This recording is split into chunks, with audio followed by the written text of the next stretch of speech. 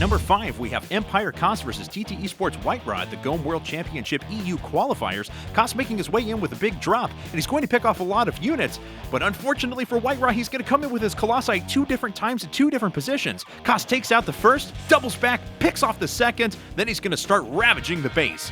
Knocks out a couple of pylons here, but the real problem for Whiterod is when this pylon makes its way up and he tries to warp in some units. Oh, they get canceled. The Stalker's going down a second warp in. No, says Koss. He picks off the second round as well, gets out of there with most of his bio units and all of his medevacs intact.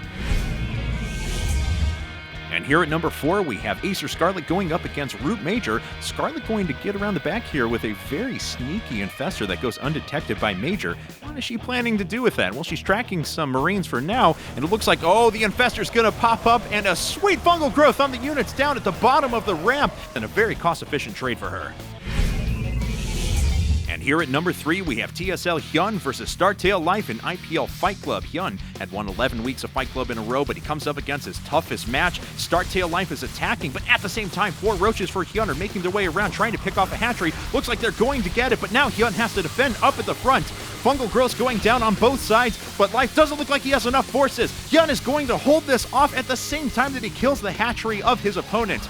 Now he starts to rally his way back, making his way in with a very large army. StarTale Life is caught in a very difficult position here. Fungals are ravaging his units at the front, and he can't do anything about this. He gets obliterated, and HyuN moves on to take his 12th consecutive week of IPL Fight Club. And here at number 2, we have Grubby versus Alternate Attack Zaka in the GOM World Championship EU qualifiers. Grubby coming in with a Warp Prism, dropping in some Zealots. As soon as Zaka has enough units, he immediately picks up, drops to the bottom of the mineral line. That takes out the aggro from the Zealots at the top, and he kills yet more workers. But Grubby's not done. He comes back in for another swing, doing more harassment and killing more probes, eventually getting a total of 21 workers killed.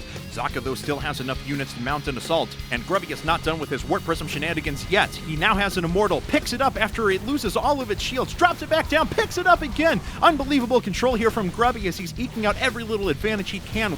Grubby had more plans for this Immortal, though, as he starts to launch an attack with it and the Warp Prism, depowering a few structures, but the last few units are making their way in for Zaka, targeting down that Immortal, but Grubby picks it up once again. He allows his Zealots to close and start dealing out a lot of damage to the Stalkers, but that Immortal, it just continues to stay alive, continually getting picked up, almost gets picked off again, but no chance. Grubby keeps it alive, and he would secure the victory and roll to a 2-0 win over Alternate Attack Zaka.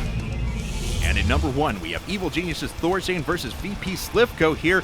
ThorZaIN's making his way out with a large contingent of Marines destroying Slivko's base, but at the same time there's a large Infestor Corruptor Broodlord army bearing down on the production facilities of ThorZaIN. ThorZaIN sees the Corruptors at the front, but then he throws down a scan to reveal a huge amount of Infestors behind, runs up, cloaks a few ghosts, starts launching some EMPs that devastate the energy on the Infestors. It would actually leave them with only 1 fungal growth available, and that allows the Vikings to move up unopposed. The Secret Missiles are launched, the Corruptors don't stand a chance, the anti-air is destroyed, and ThorZaIN would roll this army. The Marines are still destroying Slivko's base, and back at home, ThorZaIN lands the rest of his Vikings to take out the unprotected Infestors and secure himself the 2-1 victory to move into the next round of the GOM World Championship EU qualifiers.